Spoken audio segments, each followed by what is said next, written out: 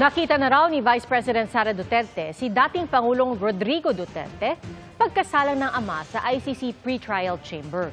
May mga ibinilin daw sa kanya ang ama. Nakatutok si Darlene Cai. Relax lang. May hangganan ang lahat. Oh, yes! A day of reckoning.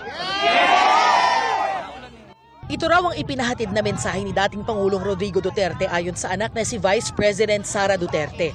Nakita raw silang mag-ama matapos ang unang pagharap ni Duterte sa pre-trial sa ICC. Isang oras daw tumagal ang kanilang pag-uusap. I was not allowed inside his detention area. We met in the visiting area. He looked well rested. I asked him that. I said, "You look well rested." And then he said that, "Well, I don't do anything here. I just sleep and watch TV." Then he said, "Yes, well, that's my only complaint is that I really miss Filipino food." Di raw nila natalakay ang mga naganap sa pre-trial pero napag-usapan daw nila ang tungkol sa legal team sa kanilang pamilya at sa mga posibleng gawin nila sa mga susunod na araw. He repeatedly said, "Do not leave the country. Do not leave the Philippines." And so I told him, I know, I understand that. And I do not want to be here as well. Unfortunately, I am the only one who has a Schengen visa. And I am the only one who is a lawyer. Sabi ng bise, mananatili siya sa the Netherlands hanggang wala pang dumarating na ibang kaanak na hahalili sa kanya roon. Sinagot din ni VP Duterte ang ilang tanong sa plano niya sa politika sa 2028. Do we still have a country by 2028? The way that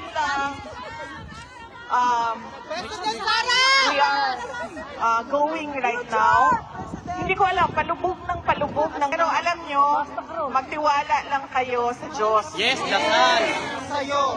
Dahil, Isa, yun talaga. makikita nyo na lahat ng bagay ay meron purpose.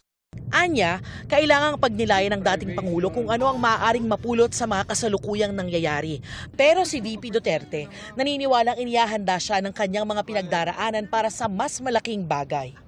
Iginiit din ng bise at ng abogadong si Harry Roque na kidnapping ang ginawa ng mga otoridad sa Pilipinas sa dating Pangulo. Talk to lawyers, they call it extraordinary condition, but for a family member like me, that's kidnapping.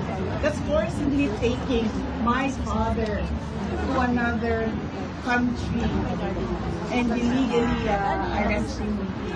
We think that the ICC should again set an example in promoting international justice, and when kidnapping is allowed as a means of acquiring jurisdiction over the jurisdiction of the accused, we think this too is a travesty of justice. Kaya ang hiling nila, Ang ninanais namin, madesisyon na i-issue ng jurisdiction sa malalong mabilis na panahon nang sa ganon siya ay makauwi na ng Pilipinas. nauna nang iginiit ng palasyo na umakto ang Pilipinas kasunod ng pakikipag-ugnayan ng Interpol para maisilbi ang arrest warrant ng ICC kay Duterte. Ayon naman kay Palace Press Officer Undersecretary Claire Castro, sa pagharap ni Duterte sa ICC, nakita ng lahat kung paano gumulong ang hustisya. Matatawag daw itong patas sa paglilitis dahil makikita na naibigay naman daw sa dating Pangulo ang kanyang mga karapatan bilang isang suspect taliwas sa pahayag ng kanyang kampo. Para sa GMA Integrated News, Darlene Cai, nakatutok 24 oras.